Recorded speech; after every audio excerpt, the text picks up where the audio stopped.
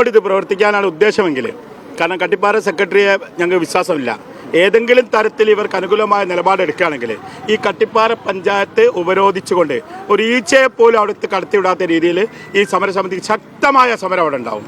ഞങ്ങൾ മരിച്ചു വീണാലും ഇനി അവിടെ ഒരു തുള്ളി വേസ്റ്റ് കൊണ്ടുവന്ന് സംസ്കരിക്കാൻ ഈ പാവപ്പെട്ട 4000 കുടുംബങ്ങളെ പറ്റിച്ചുകൊണ്ട് അവരുടെ ശുദ്ധവായു ശുദ്ധജലവും നഷ്ടപ്പെടുത്തിക്കൊണ്ട് ഇനി അവിടെ പ്രവർത്തിക്കാൻ ഞങ്ങൾ അനുവദിക്കില്ല. ഫ്രഷ് കട്ട് അടച്ചുപൂട്ടിയതുമായി ബന്ധപ്പെട്ട് വലിയ സന്തോഷത്തിലാണ് ഈ നാടുള്ളത്, സമരസമിതി ഉള്ളത്.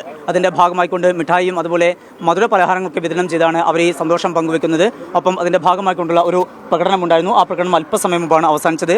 അതിൻ്റെ ഭാഗമായിട്ടുള്ള പൊതുയോഗം ഇപ്പോൾ തുടരുകയാണ്. നമുക്കൊപ്പം സമരസമിതി ചെയർമാൻ ബാബു കുടുക്കൽ ഉൾപ്പെടെയുള്ളവർ ചേരുകയാണ്. അപ്പോൾ സന്തോഷത്തിൻ്റെ നിമിഷമാണ്. ഇനിയുള്ള തുടർന്നുള്ള നടപടി എങ്ങനെയാണ്? സന്തോഷത്തിൻ്റെ നിമിഷമാണ്. തുടർന്നുള്ള നടപടി ഇപ്പം ഞങ്ങൾക്ക് ഒരുപാട് സന്തോഷമുണ്ട് അടച്ചുപൂട്ടിയതിൽ. ഇനിയും മുന്നോട്ട് ഇത് പ്രവർത്തിക്കാനാണ് ഉദ്ദേശമെങ്കിൽ, കാരണം കട്ടിപ്പാറ സെക്രട്ടറിയെ ഞങ്ങൾക്ക് വിശ്വാസമില്ല. ഏതെങ്കിലും തരത്തിൽ ഇവർക്ക് അനുകൂലമായ നിലപാടെടുക്കുകയാണെങ്കിൽ ഈ കട്ടിപ്പാറ പഞ്ചായത്ത് ഉപരോധിച്ചുകൊണ്ട് ഒരു ഈച്ചയെ പോലും അവിടുത്തെ കടത്തിവിടാത്ത രീതിയിൽ ഈ സമരസമിതിക്ക് ശക്തമായ സമരം അവിടെ ഉണ്ടാവും. ഞങ്ങൾ മരിച്ചു വീണാലും ഇനി അവിടെ ഒരു തുള്ളി വേസ്റ്റ് കൊണ്ടുവന്ന് സംസ്കരിക്കാൻ ഈ പാവപ്പെട്ട 4000 കുടുംബങ്ങളെ പറ്റിച്ചുകൊണ്ട് അവരുടെ ശുദ്ധവായു ശുദ്ധജലവും നഷ്ടപ്പെടുത്തിക്കൊണ്ട് ഇനി അവിടെ പ്രവർത്തിക്കാൻ ഞങ്ങൾ അനുവദിക്കില്ല. അത് ഞങ്ങൾ ഇത് താക്കീതല്ല, വെല്ലുവിളിയായിട്ട് തന്നെ അവർ മനസ്സിലാക്കണം. കട്ടിപ്പാറ സെക്രട്ടറി ഞങ്ങളെ സംബന്ധിച്ചിടത്തോളം ഞങ്ങൾക്കുള്ളത് ഇപ്പോൾ ഞങ്ങൾക്കിപ്പോൾ സെക്രട്ടറിൻ്റെ അടുത്ത് ഞങ്ങൾ ഇന്നലെ റിപ്പോർട്ടിന് കൊടുത്തിരുന്നു. റിപ്പോർട്ട് തന്ന് അവിടെ ബയോബെഡിന്, അവിടുത്തെ സ്റ്റോർ റൂമിന്, അവിടുത്തെ സെക്യൂരിറ്റി റൂമിന് ETPക്കൊന്നും അവിടെ നമ്പറില്ല, കാലങ്ങളായിട്ട് നമ്പറില്ല. അങ്ങനത്തെ ഒരു സ്ഥാപനമാണ് റെഡ് കാറ്റഗറിയിൽ പ്രവർത്തിക്കുന്ന സ്ഥാപനമാണ് അവിടെ പ്രവർത്തിക്കുന്നത്. അതിൻ്റെ റിപ്പോർട്ടാണ് ഇപ്പോൾ ഞങ്ങൾ ഇവിടുന്ന് എടുത്തത്. ഇതൊന്നും ഇല്ലാത്ത വിവരാശത്തിലെടുത്ത റിപ്പോർട്ടാണ്.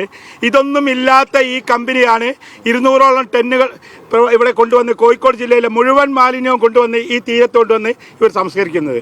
അതുകൊണ്ട് ഒരിക്കൽ പോലും ഇനി ഞങ്ങൾ അനുവദിക്കില്ല. ഞങ്ങളെ സംബന്ധിച്ചോളം മരിച്ചു വീഴേണ്ടി വന്നാലും ഞങ്ങളിനി ഈ സമരം ശക്തമായി മുന്നോട്ട് തുടരും. 20 ടൺ മാത്രമാണ് അവിടെ സംസ്കരിക്കാൻ അനുമതിയുള്ളത്. അവിടേക്കാണ് 200ഓളം ടണ്ണ് എത്തുന്നത്. അതാണ് വലിയ ബുദ്ധിമുട്ടായിക്കൊണ്ടിരുന്നത് അല്ലേ?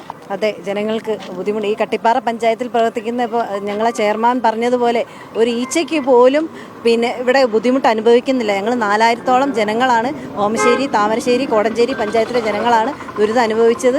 ആ ഫ്രഷ് കട്ടിനാണ് ലോക്ക് വീണത്. സന്തോഷം. ഇനി ആ ഫ്രഷ് കട്ടിൻ്റെ പ്രവർത്തനമായിട്ട് മുന്നോട്ട് പോവുകയാണെങ്കിൽ വലിയ സമരങ്ങൾക്ക് തന്നെയായിരിക്കും അത്തരം സമരങ്ങളുമായിട്ട് തന്നെയായിരിക്കും തങ്ങൾ മുന്നോട്ട് പോകുക. ഒപ്പം തന്നെ ഇതുമായി ബന്ധപ്പെട്ടുള്ള എല്ലാ ആശങ്കകളും പരിഹരിക്കാൻ ബന്ധപ്പെട്ടവർ തയ്യാറാകണം. പ്രധാനമായും ഇരുതുള്ളിപ്പുഴയുടെ സംരക്ഷണം ഉൾപ്പെടെയുള്ള കാര്യങ്ങൾക്ക് പ്രാധാന്യം നൽകണം എന്ന ആവശ്യം കൂടി സമരസമിതി മുന്നോട്ട് വയ്ക്കുന്നു.